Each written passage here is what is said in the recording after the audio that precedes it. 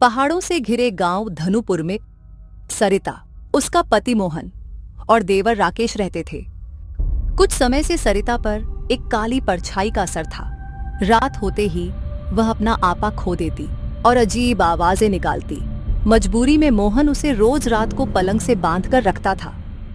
गांव वाले इन आवाजों से इतने डर गए थे कि अंधेरा होते ही अपने दरवाजे बंद कर लेते। एक दिन पुजारी ने कहा कि पहाड़ों के पार एक स्थान है जहां ऐसे साये दूर किए जाते हैं। मोहन और राकेश सरिता को लेकर ट्रेन से वहां जाने निकलते हैं। वो रेलवे स्टेशन पर पहुंचते हैं। ट्रेन आती है और तीनों डिब्बे में चढ़ते हैं।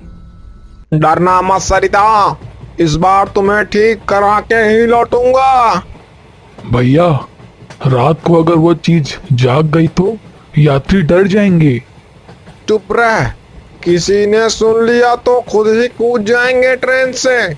फिर मोहन सरिता को एक जंजीर से सूटकेस में बांध देता है और जंजीर में ताला लगा देता है। सरिता चुपचाप बैठी रहती है।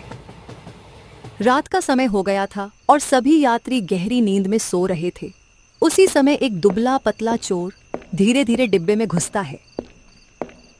अरे वाह, सब तो खर्राटे मार रहे हैं। आज तो किस्मत खुल गई। 2-4 बैग तो आराम से साफ कर दूंगा। हा हा हा हा। वह सीटों के नीचे झांकते हुए इधर उधर देखता है।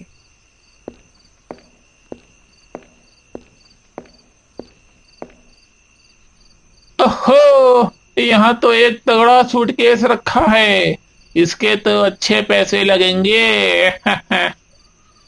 वह ताला तोड़ देता है।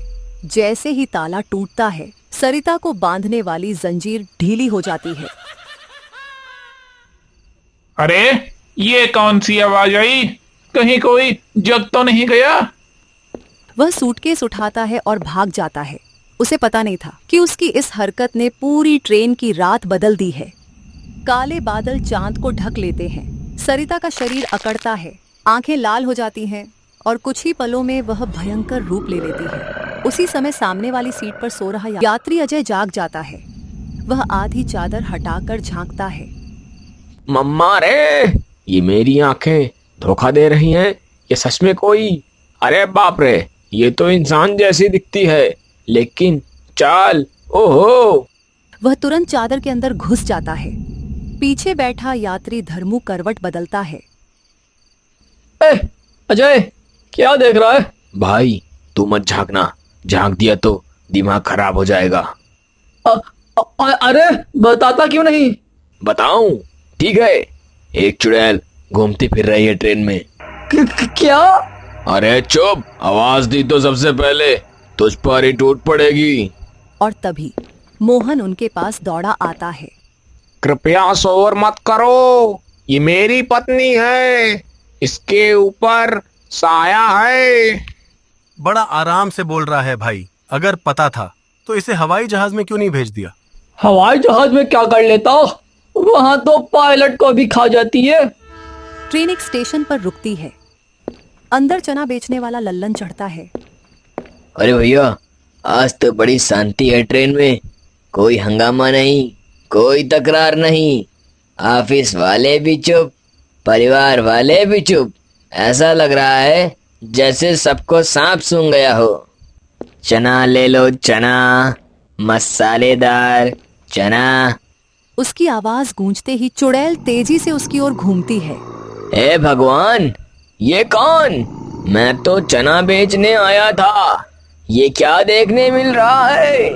चुड़ैल झटके से उसके पास पहुंचती है और उसका गला जकड़ लेती है। अरे भाई, कोई तो बचा लो, मैं तो चना भी फ्री में बांट दूंगा। भैया जाइए, बचाइए। आप मर्द हो कि नहीं? बेचारा चना वाला मर जाएगा। अरे मैं ही क्यों जाऊं, तू भी तो आ। भैया आपके बीवी है, मैं क्यों फालतू में पिटूं? चलो भाई, सब मिलकर चलते हैं। अकेले अकेले कोई नहीं जाएगा। 3-4 यात्री दौड़कर आते हैं और चुड़ैल का हाथ पकड़कर खींचते हैं। किसी के पास लाइटर है? जल्दी करो। एक यात्री तुरंत लाइटर जलाता है। आग की रोशनी देखते ही चुड़ैल की आंखें सिकुड़ जाती और एक पल के लिए वह कमजोर पड़ती है। सब मिलकर जोर लगाते हैं और चुड़ैल को घसीटकर बाथरूम तक ले जाते हैं, दरवाजे के अंदर धकेल देते हैं। तुम सबको नहीं छोड़ूंगी, एक एक को मार डालूंगी। ट्रेन में सन्नाटा छा जाता है। भाई साहब, ये आपकी बीवी है या भूतों की मेहमानबाजी करने आई थी? मैं क्या करूं, मजबूरी थी मेरी, इलाज के लिए ही ले जा रहा था। इलाज?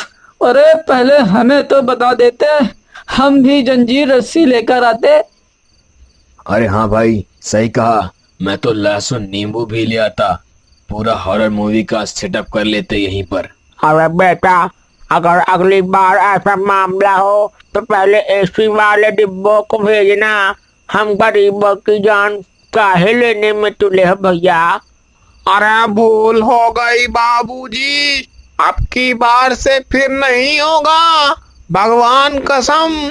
चलो भाई, अभी तो सब बच गए, वरना कल सुबह अखबार में सबकी फोटो छपती। कुछ घंटे बाद सूरज की पहली किरण ट्रेन में प्रवेश करती है। धीरे धीरे बाथरूम के अंदर शोर कम होने लगता है। मोहन दरवाजा खोलता है और देखता है कि सरिता अपने सामान्य रूप में जमीन पर बैठी है। मैं ठीक हूँ, क्या हुआ था? अरे तुम ठीक हो गई हो, भगवान का लाख लाख शुक्र है। ट्रेन स्टेशन पहुंचती है। मोहन सरिता को लेकर सीधा उस स्थान पर जाता है जहां इलाज होना था। कई दिनों के उपचार के बाद सरिता उस साये से हमेशा के लिए मुक्त हो जाती है।